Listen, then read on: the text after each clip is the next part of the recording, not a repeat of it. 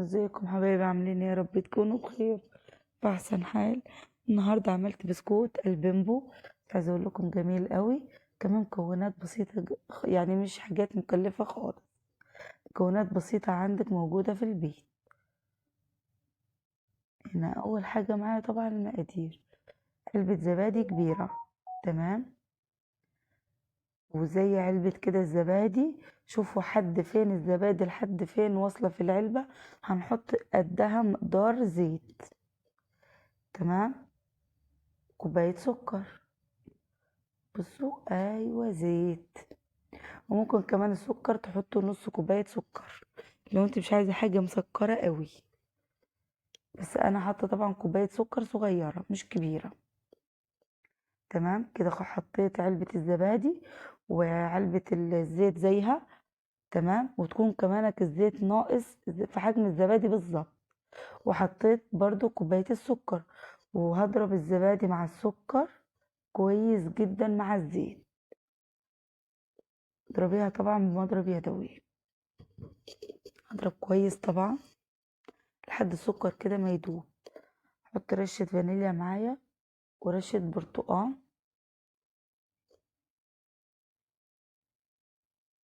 وهنقلب. الدوب جامد طبعا.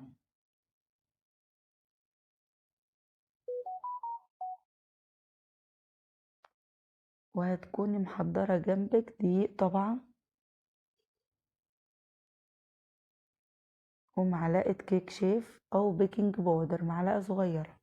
هنحط الدقيق كمان حبايب قلب الوصفة دي. لو انت عندك نشا، حطي معلقة ونص نشا.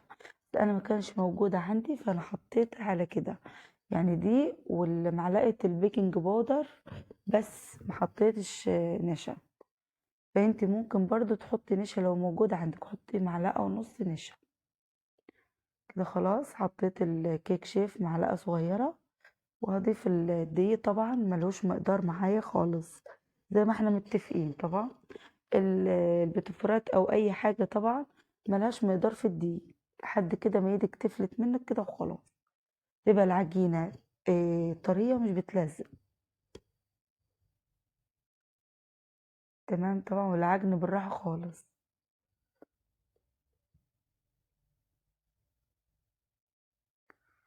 طبعا انا هجيب دقيق تاني عشان برضه هيحتاج دقيق، تمام.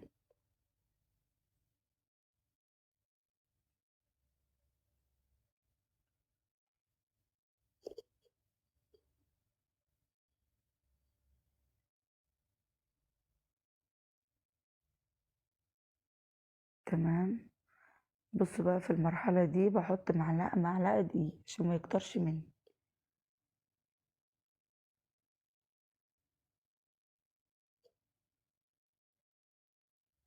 تمام. بصوا انا عايزة العجينة كده تكون ناعمة ومش بتلزق وطرية في نفس الوقت.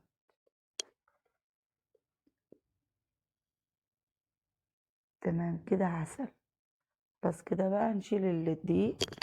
وهنا طبعا صينية عليها ورقة زبدة، وممكن لو انت مش موجود عندك عادي برضو ادهنيها بسمنة نباتي. تمام، ادهني الصينية بسمنة نباتي. هنصبع طبعا الصوابع زي الكفتة كده. وطبعا احنا في الوقت ده برضو مشغلين الفرن.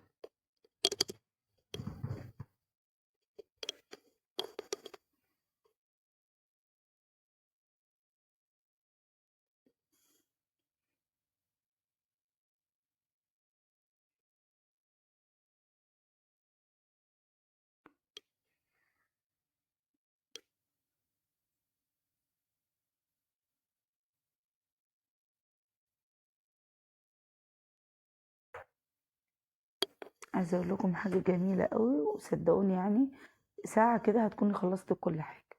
بصوا بقى، دخلتها الفرن واستوت. طبعا هنا معايا سيحت شوكليت، تمام. وحطيت عليه فول سوداني وفستق ولوز مطحون، تمام.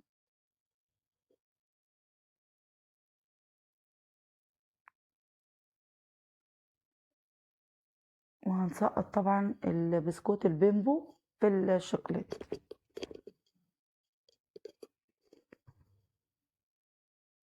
وعايزة اقول لكم جربوا تحطوا كده البسكوت، تلقطوها كده تكون شوكولاتة يعني، بالفستق واللوز والمكسرات.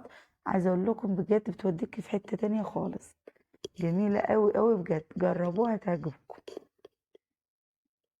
وممكن برضو لو انت مش بتحبي المكسرات ما تضيفيش المكسرات، دي حاجة برضو رغبتك انت، بس احنا عشان بنحب المكسرات فانا حبيت ان انا اضيف مكسرات.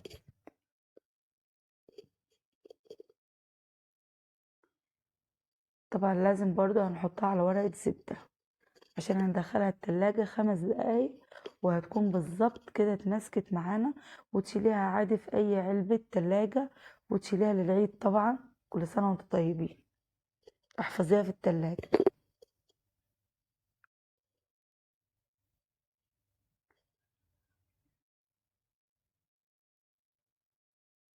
بجد بجد هيعجبكم قوي.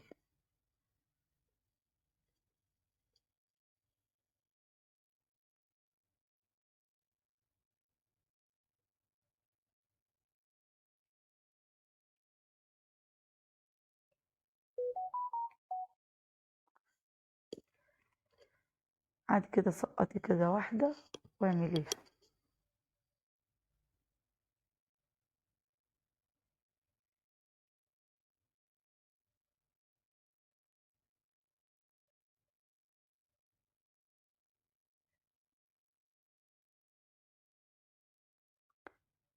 حطوا اللايك يا قمر، اعملوا لي متابعة على صفحتي على الفيسبوك.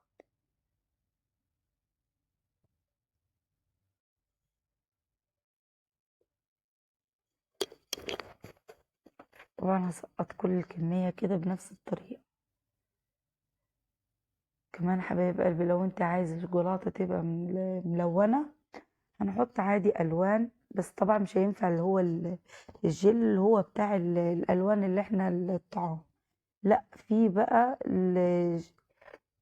ألوان طبيعية بتبقى للشوكولاتة، بس للشوكولاتة البيضة ممكن تلونيها أصفر أخضر أحمر وكده.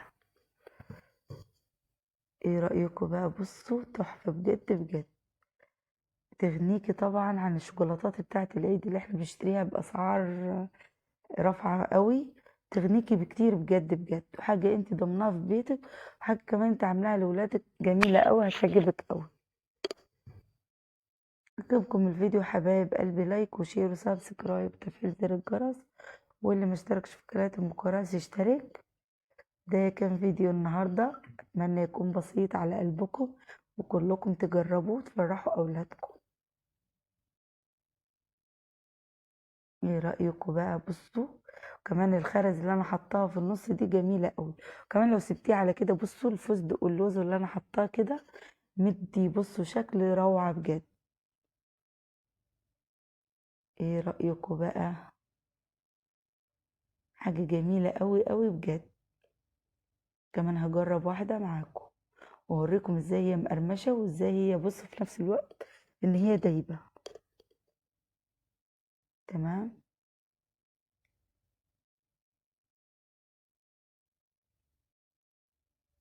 يا جماله بجد، جربوا الطريقة دي هتعجبكم قوي وفرحوا اولادكم.